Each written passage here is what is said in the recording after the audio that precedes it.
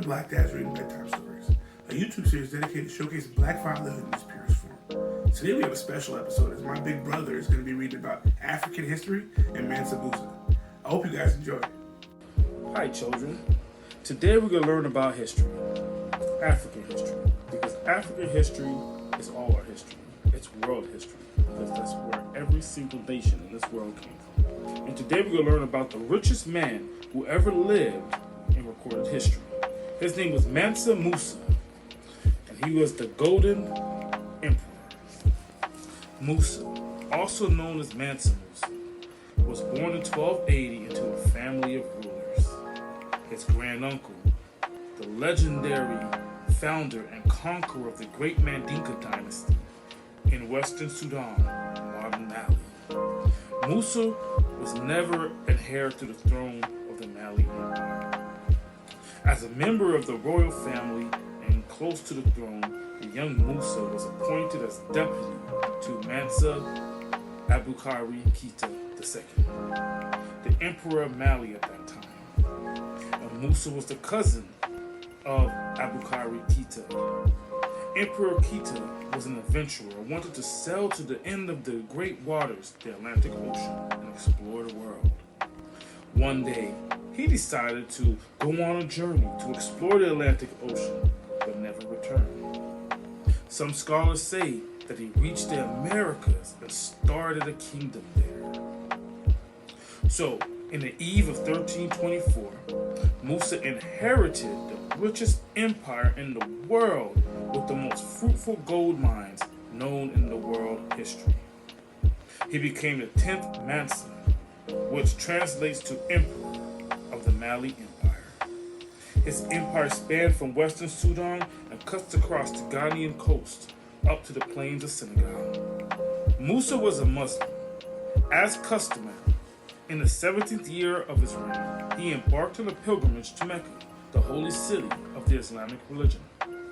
This pilgrimage will later become one of the greatest events that occurred in world history, as through it, the world will remember the power and vastness of Africa's wealth. Historians recorded that Mansa Musa had a large entourage, which consisted of 60,000 men and 12,000 servants who carried gold bars, over 80 camels, which carried 300 pounds of gold dust, while he rode on horseback. Mansa Musa was generous. He gifted people he met along the way to Mecca gold, and even used gold bars as souvenirs. When he reached his destination, he also blessed Mecca with gold. Musa's presence in Egypt, Medina, and Mecca caused inflation in the gold market around the world. The prices had to be hiked to measure up with his gold.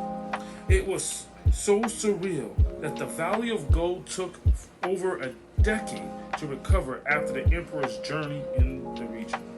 Mansa Musa did not only excel as an extravagant ruler and a philanthropist, but he was also skilled in matters of war.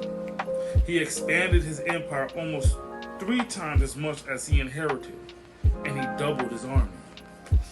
Mansa Musa was never shy of his achievements.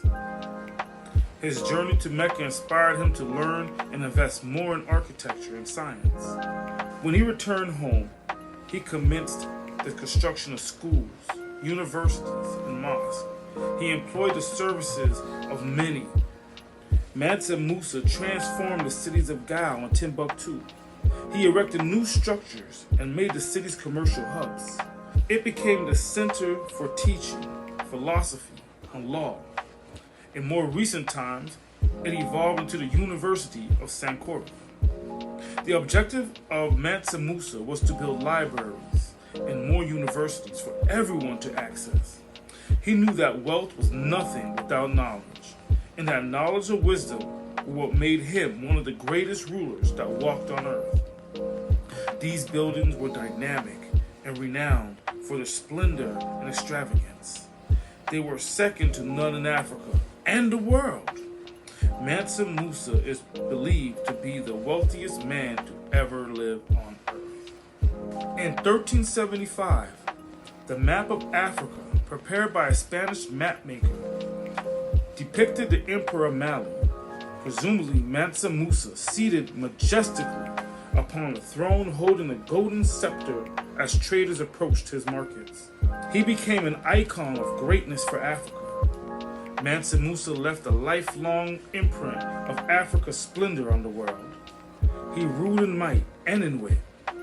He was a proud African. He knew who he was and did not bow before any man. He was generous and ready to help people in need. He was a great African ruler who understood that wealth without knowledge was useless. Well, I'm all out. I really hope that you enjoyed and learned something from Mansa Musa. But also, continue to learn about your history, continue to learn who you are, and always remember something. You come from something you don't